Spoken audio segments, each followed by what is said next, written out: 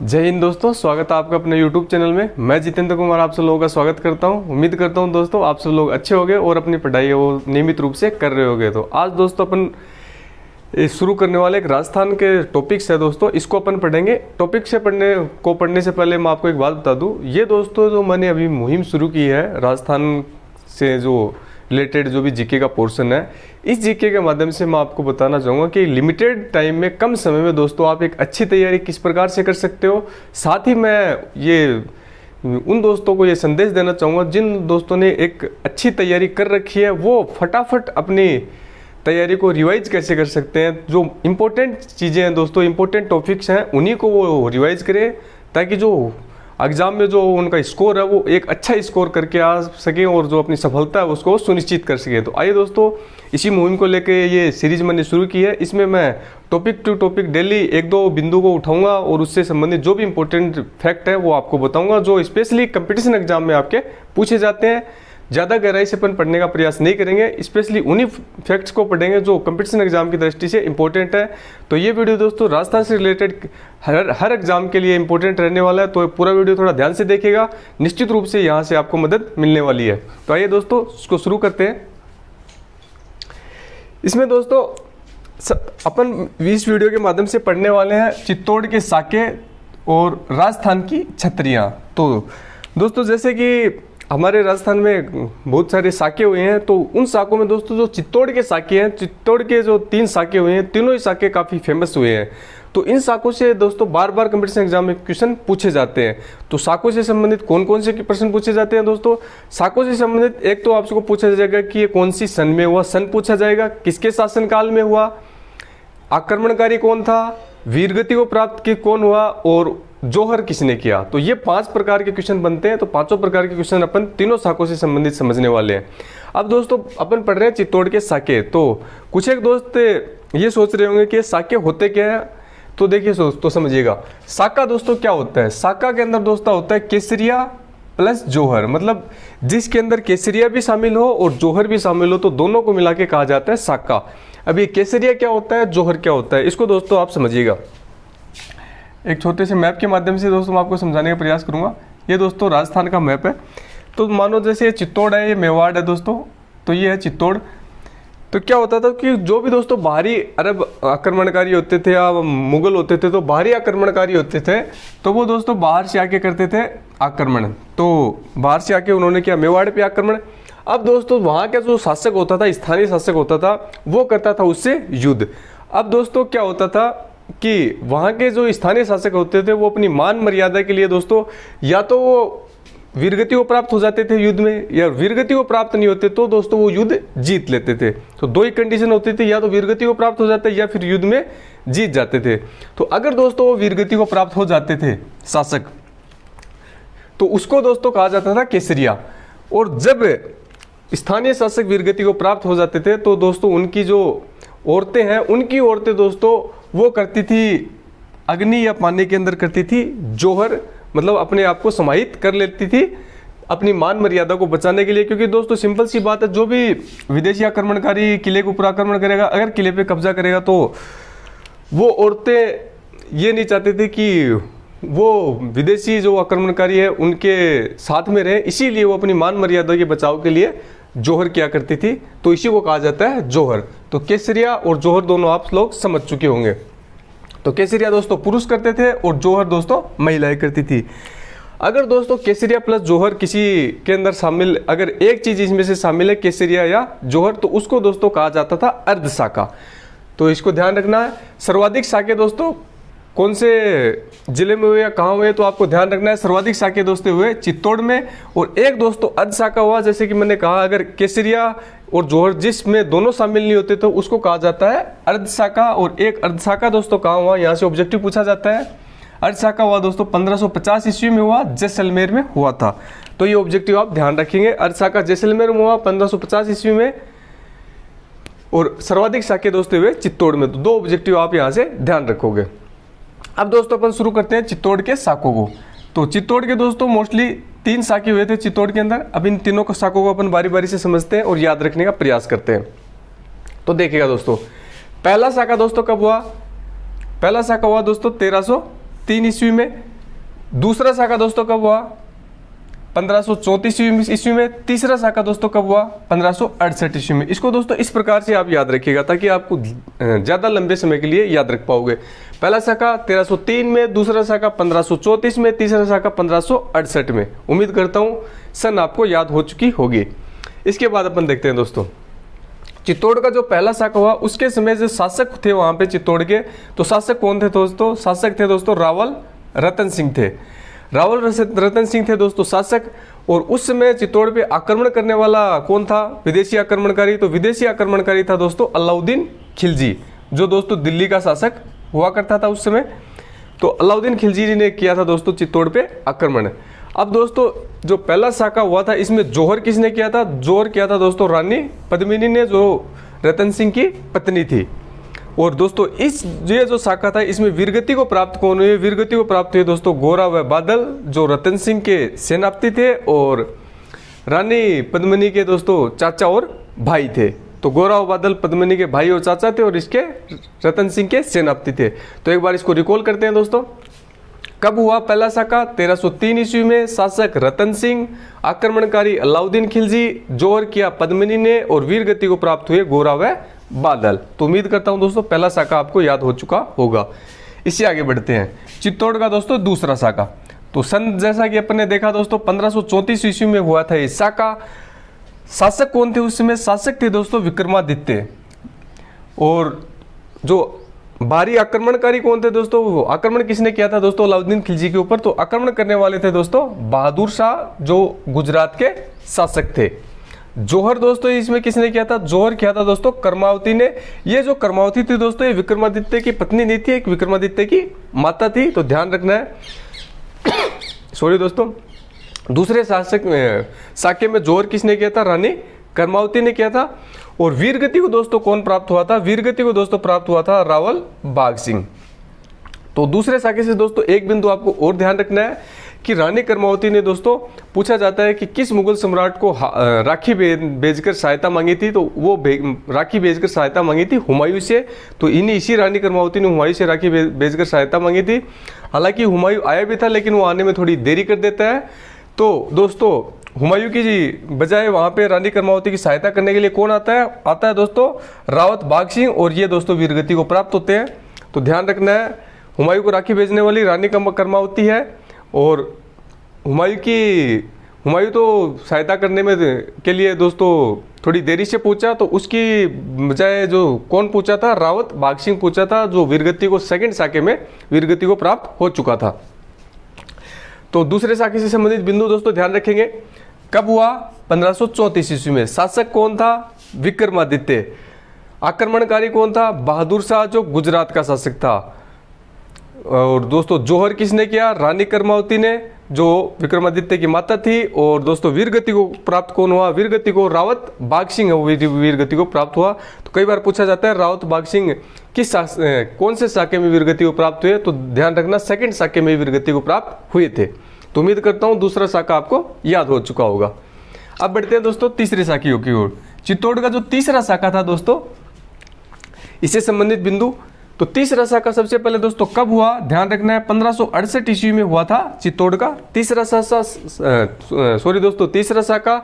शासक कौन थे? शासक थे उदय सिंह। आक्रमणकारी कौन थे? आक्रमणकारी थे जो मुगल सम्राट थे अकबर थे, इन्होंने आक्रमण किया था। और जोहर किसने किया था? फूल कंवर ने दोस्तों किया था इसमें जोहर। और वीरगति को दोस्तों कौन प्राप्त हुए? वीरगति को दोस्तों प्राप्त हुए जयमल व फत्ता, इसमें वीरगति को प्राप्त हुए। इनके साथ ही दोस्तों कल्लाजी राठौड़ भी वीरगति को प्राप्त हुए थे। तो एक बार दोस्तों इसको रिकॉल करते हैं। कब हुआ? 1568 ईस्वी में हुआ। शासक कौन थे? शासक थे दोस्तों उदय सिंह। आक्रमणकारी कौन थे? आक्रमणकारी थे दोस्तों अकबर। जोहर दोस्तों किसने किया? जोहर किया था इसमें फूल कंवर ने। और वीरगति को प्राप्त होने वाले कौन थे दोस्तों? तो वीरगति को प्राप्त होने वाले थे दोस्तों जयमल, फत्ता और कल्ला राठौड़। तो यहां से दोस्तों एक ऑब्जेक्टिव और बन के आता है। वो ऑब्जेक्टिव क्या है? पूछा जाता है कि चार हाथों वाले लोक देवता किसे कहा जाता है? तो कल्ला राठौड़ को कहा जाता है, क्योंकि दोस्तों ये जो तीसरा शाखा था इसके अंदर दोस्तों कल्लाजी राठौड़ ने जो सेनापति थे, तो सेनापति के कंधों पे बैठ के युद्ध किया था। तो उस समय 4 हाथ दिखाई दे रहे थे, 2 हाथ तो सेनापति के और 2 हाथ कल्लाजी राठौड़ के, इसीलिए इनको 4 हाथों वाले लोक देवता की संज्ञा मिली थी। तो ध्यान रखना 4 हाथों वाले लोक देवता किसे कहा जाता है? कल्लाजी राठौड़ को कहा जाता है। तो उम्मीद करता हूँ दोस्तों तीसरा शाखा भी आपको याद हो चुका होगा। नहीं याद हुआ तो एक बार आप इसका स्क्रीनशॉट ले लेना और एक बार आप इसको रिवाइज कर सकते हो ताकि आसानी से आपको ये याद हो जाए। इसके बाद दोस्तों अपन देखते हैं राजस्थान की छत्रियाँ। तो राजस्थान की छत्रियाँ दोस्तों क्या होती है कि जो भी दोस्तों अपने प्राचीन काल में जो शाही शासक होते थे राजस्थान के, तो शाही शासकों के शमशान घाट जो बनाए जाते थे उसी को कहा जाता है छत्रियाँ। तो शाही शासकों के शमशान घाट को ही कहा जाता है छत्रियाँ। अब छत्रियों से संबंधित दोस्तों 2 प्रकार के क्वेश्चन पूछे जाते हैं। एक तो दोस्तों डायरेक्ट क्वेश्चन पूछ लिए जाते हैं कि राजवंशों से, उनके राजवंशों से संबंधित छत्रियाँ। दूसरा दोस्तों खंभों से संबंधित क्वेश्चन पूछे जाते हैं कि 32 खंभों की छतरी का है, 84 खंभों की छतरी का है, इस प्रकार से क्वेश्चन आता है। तो अपन दोनों क्वेश्चन को समझने वाले हैं। तो आइए दोस्तों इसको शुरू करते हैं। देखिए दोस्तों राजवंश से संबंधित छत्रियों को अपन समझते हैं। तो आपसे पूछा जाएगा दोस्तों गेटोर की छत्रियां कहाँ है। क्वेश्चन दोस्तों आपसे 2 प्रकार से पूछा जा सकता है। एक तो आपसे डायरेक्ट क्वेश्चन पूछा जा सकता है कि देवकुंडा की छत्रियां कहाँ पे स्थित है, तो आप डायरेक्ट आंसर बता दोगे बीकानेर। दूसरा आपसे किस प्रकार से पूछा जा सकता है, एक साइड दे देगा छत्रियां, अगली साइड दे देगा दोस्तों जिलों के नाम, तो अब आपको उनको मैच करना होगा। तो सिंपल सी बात, आपको अगर याद है तो आसानी से आप इनको मैच कर पाओगे। तो अब इनको समझते हैं। तो देखिएगा दोस्तों गेटोर की छत्रियां कहाँ स्थित हैं। तो गेटोर की छत्रियां आपको ध्यान रखना है, गेटोर की छत्रियां स्थित है जयपुर में। और जयपुर में दोस्तों सभी को पता है कौन से वंश का शासक रहा था, तो कछुआ वंश का शासक रहा था दोस्तों जयपुर में।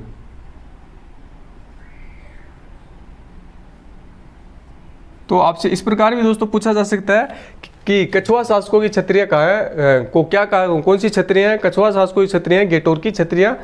तो आप डायरेक्ट याद रख सकते हो गेटोर की छत्रियां जयपुर में हैं, जो कछुआ शासकों की छत्रियां हैं। अगला बिंदु दोस्तों देवकुंड की छत्रियां। देवकुंड की छत्रियां दोस्तों वो कहाँ स्थित हैं? देवकुंड की छत्रियां दोस्तों बीकानेर में। और बीकानेर में दोस्तों कौन सा राजवंश था? बीकानेर में सभी को पता है दोस्तों राठौड़ राजवंश था, राठौड़।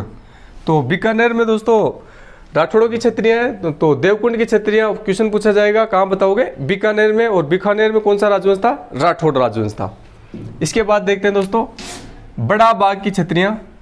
ये दोस्तों इंपॉर्टेंट है, बार बार पूछा जाता है। बड़ा बाग की छत्रियां, बड़ा बाग की छत्रियां दोस्तों कहाँ स्थित है? बड़ा बाग की छत्रियां दोस्तों जैसलमेर में। तो ध्यान रखना है बड़ा बाग, तो ये इसको याद भी आसानी से रख सकते हो दोस्तों, जैसे कि जैसलमेर सबसे बड़ा जिला है, तो बड़ा बाग की छत्रियां भी कहाँ है? जैसलमेर में। तो जैसलमेर में दोस्तों कौन सा राजवंश था? जैसलमेर में था दोस्तों भाटी राजवंश। भाटी राजवंश की छत्रियां हैं जैसलमेर में। इसके आगे बढ़ते हैं दोस्तों छार बाग, जिसको आप छत्र विलास की छत्रियां भी कहते हो। तो छार बाग की छत्रियां पूछे आपसे या फिर छत्र विलास की छत्रियां पूछे, बात एक ही है। तो ये दोस्तों कहाँ स्थित है? ये है दोस्तों कोटा के अंदर। और कोटा में कौन सा राजवंश था? कोटा में दोस्तों हाड़ा राजवंश था। तो आप इसको ध्यान रख सकते हो। छार बाग या छत्र विलास की छत्रियां कहाँ स्थित है? कोटा के अंदर स्थित है। इससे आगे बढ़ते हैं केसर बाग की छत्रियां। केसर बाग की छत्रियां दोस्तों कहाँ स्थित है? केसर बाग की छत्रियां स्थित है बूंदी में। और बूंदी में दोस्तों कौन सा राजवंश था? बूंदी में था हाड़ा राजवंश। तो कोटा और बूंदी दोनों का आप हाड़ा ध्यान रख सकते हो, कोटा का भी हाड़ा और बूंदी का भी हाड़ा। तो केसर बाग की छत्रियां बूंदी में है, हाड़ा राजवंश की छत्रियां है। उसके बाद देखते हैं दोस्तों कागा की छत्रियां। जो कागा की छत्रियां पूछा जाए तो कागा की छत्रियां कहाँ स्थित है? तो कागा की छत्रियां स्थित है दोस्तों जोधपुर के मंडोर में। और ये दोस्तों कौन से राजवंश की छत्रियां हैं? जोधपुर में कौन सा राजवंश था? जोधपुर में भी दोस्तों राठौड़ राजवंश था। तो ध्यान रखना है राठौड़ राजवंश। इसके आगे बढ़ते हैं दोस्तों आहड़ की छत्रियां पूछे आपसे। आहड़ की छत्रियां कहाँ स्थित है? तो आहड़ की छत्रियां दोस्तों अपने मेवाड़ में स्थित है। मेवाड़ में, या फिर आप उदयपुर बताओगे, मेवाड़ या उदयपुर। तो दोस्तों आहड़ की छत्रियां मेवाड़ या उदयपुर में। और दोस्तों मेवाड़ के अंदर कौन सा वंश फेमस था? तो मेवाड़ के अंदर सबको पता है दोस्तों गुहिल वंश। तो ये गुहिल शासकों की छत्रियां हैं। तो यहाँ से आप इनको याद रख सकते हो। और दोस्तों आहड़ की जो ये छत्रियां हैं इनसे संबंधित एक ऑब्जेक्टिव और पूछा जाता है। वो क्या है? वो दोस्तों ये है कि यहाँ पे दोस्तों जो शासक थे, जैसा कि अपन ने देखा ही है चित्तौड़ के साकों में, तो जो ये शासक वीरगति को प्राप्त हो जाते थे तो इनकी रानियां दोस्तों वो जोहर कर लेती थी। तो सर्वाधिक यहाँ पे सतियाँ हुई हैं मेवाड़ के अंदर, इसीलिए दोस्तों क्या कहा जाता है, महासतियों का टीला कहा जाता है। ध्यान रखना है, महासतियों का टीला किसे कहा जाता है, जो आहड़ की क्षत्रिय है इनको महासतियों का टीला कहा जाता है। और ये कहाँ स्थित है, मेवाड़ या उदयपुर में है। तो इस बिंदु को आप ध्यान रखना, महासतियों का टीला किसे कहा जाता है, आहड़ की क्षत्रियों को कहा जाता है, क्योंकि यहाँ पे सर्वाधिक सती हुई है। तो उम्मीद करता हूँ दोस्तों ये राजवंश से संबंधित जो क्षत्रिय हैं ये आपको याद हो चुकी होंगी। अगर नहीं याद हुई हो तो एक बार इसको दोस्तों रिकॉल करते हैं।